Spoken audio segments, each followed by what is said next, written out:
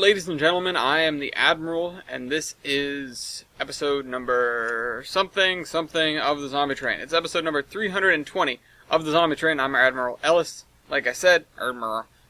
And we have a question, once again, from Buckeye Nation Railroader, or, as I had it written, Mitchell DeVillers. Either or. Did you ever think of building the prototype Ace 3000 steam locomotive? Well, okay. Aside from the fact that I didn't actually know about the Ace 3000 for a while, it was in no small part the basis of our ideas behind the duplex that we had, that ended up running our executive train, so to speak. That said, there were a lot of conflicting ideas as to what the Ace 3000 actually was, or what it was going to be. Whether it was going to be a Garrett, or some sort of duplex design, or 210-0, or 210-2. I saw both of those numbers being thrown around in the documentation that I managed to unearth for it when we were actually considering it. But yeah, we did consider it at sort of the middle of the Zombie Train Incorporated, sort of when we were running out of steam engines, or at least getting into the harder ones. Before we really thought of building our own class, we thought, well, what's something really revolutionary we can do? Because it seemed like oil was not really on the horizon, and on top of that, there, was a dwindling amount of steam engines, and frankly, just not enough steam power. So, we needed something bigger, more powerful, whatever. We ended up settling for something relatively mediocre in the end, but we also kind of figured that we would move on to oil at that point anyway. Because it seemed like, frankly, that just steam engines in general, they weren't going to pan out. That was after we considered the Ace 3000. So, the Ace 3000, for those who don't know what that is, it wasn't even a prototype, it was a proposal for a modern, up-to-date steam locomotive in the 70s and 80s, around the oil crisis. And it was spearheaded by Ross Rowland and a couple of other people, and there were a few companies that were on board with the idea. Chessie and BN, or BNSF, I think it was it BN or BNSF at that point? I don't know. But those were two. For just as examples, there were three major companies on board, those were two of them. So, the Ace 3000 was supposed to be this revolutionary steam locomotive design that would take everything that had been learned up to that point and basically try and make something competitive with a diesel. And they ended up using 614 for the tests. And 614, using 614 is sort of what was my entry into, the Ace 3000 was a thing.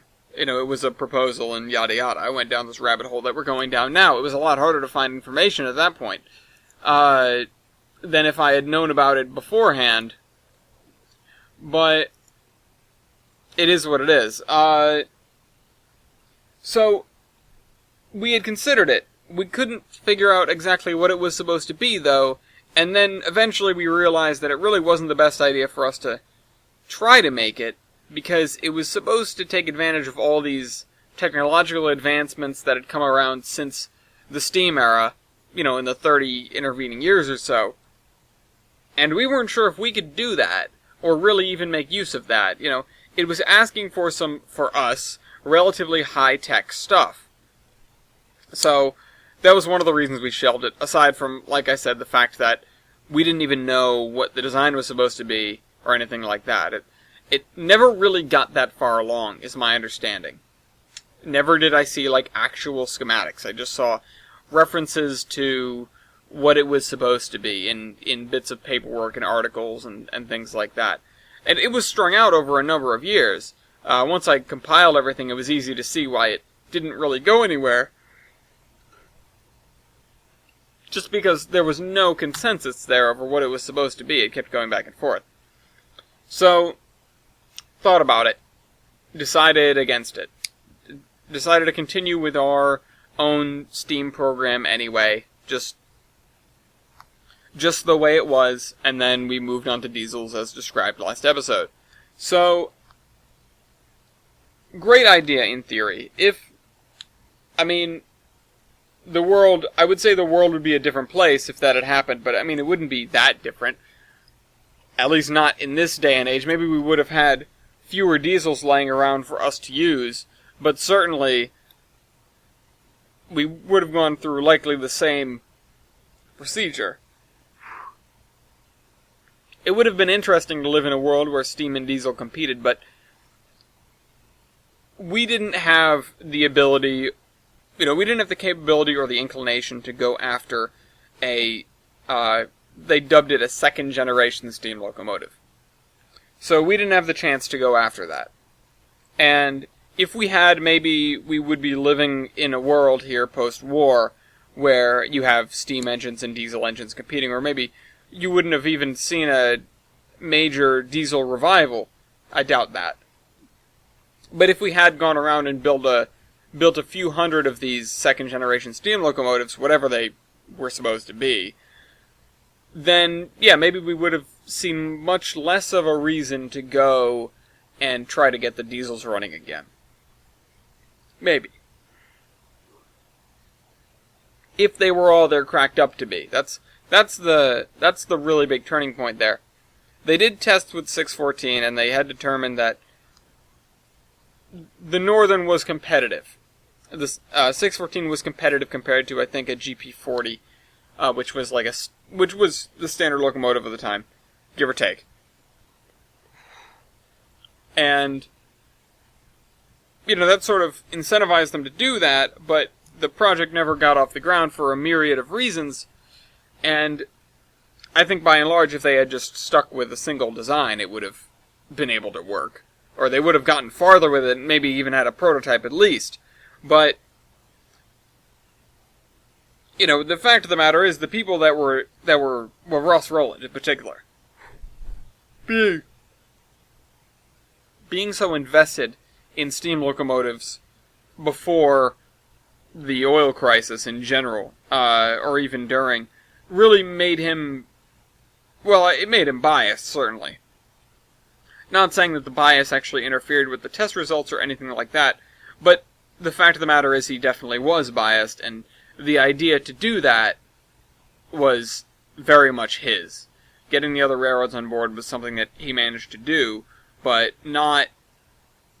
They didn't get on board necessarily because they thought it was brilliant. They thought it was an idea, and they wanted to see where it went.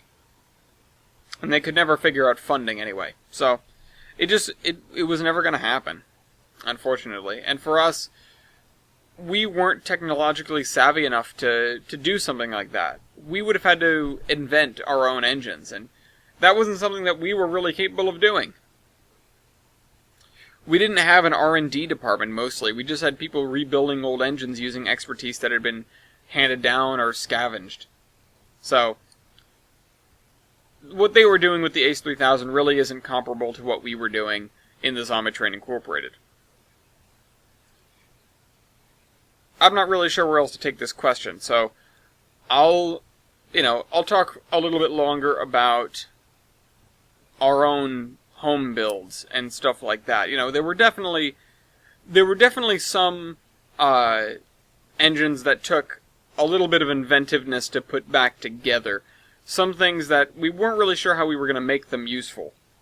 A non-zero number of the engines that did survive that we were left to use had major flaws in their own right. And some that we certainly couldn't use that would have been particularly advanced, like 60,000, for example.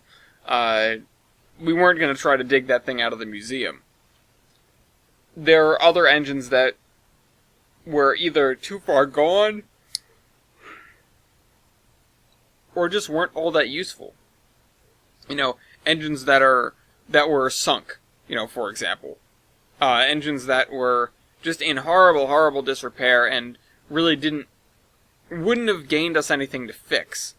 But other engines that were in poor shape, but we could use, they ended up being, especially if they were either one-offs or they were singular engines left behind by a company that didn't really leave much else, it would have been, or it was rather, my mistake. It was difficult. I'm saying it would have been, where was I going with it would have been? Well, it would have been difficult to get actual documentation on them, is where I was going with that. It was difficult to then, instead of doing that, figure out how they were supposed to go together and make them work again. We didn't even have, necessarily, in a lot of cases, proper ultrasound equipment. We had 1 or 2 units that would sort of get passed around the country, and when you're rebuilding engines at a frenzied pace, there sometimes isn't a lot of time to do proper ultrasounds and tests on everything. It is a miracle that we didn't have many more catastrophic events. Most of the time because, well, I was cagey about letting engines roam free that we hadn't tested, but a lot of them did have to make a trek from where they were restored to somewhere where they could, do proper tests on them. Sometimes under their own power, because there wasn't any other option. There were a lot of issues with very small engines going places to get tested because you either had to get a big engine out there to take them somewhere, or at least a medium-sized engine, to take them somewhere, like, you need to get a Pacific to drag an 040 or throw it on a flatbed and take it across the country.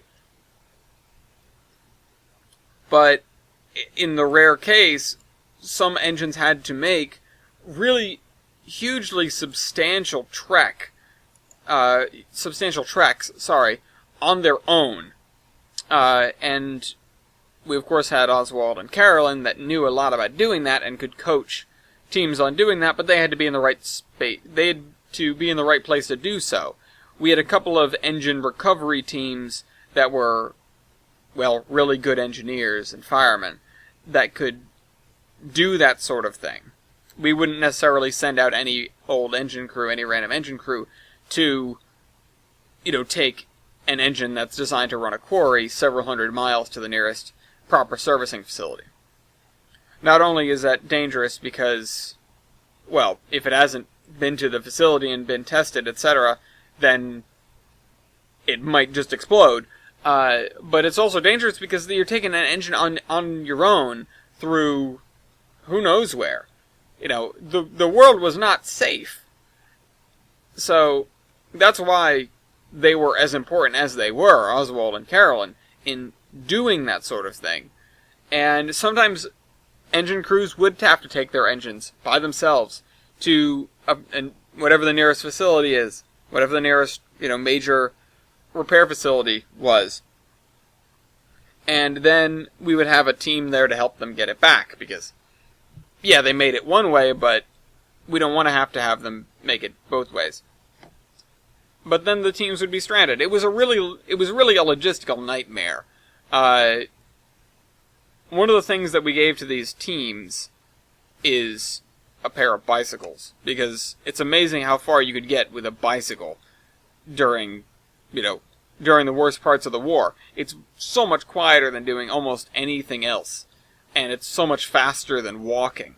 So, cyclists were... A lot of people learned how to cycle really well and really far. Sometimes because their lives depended on it, and sometimes because it was really the best way to do things. There were a few settlements that we came across that they had regular messengers between them using bicycles. And I'm thinking down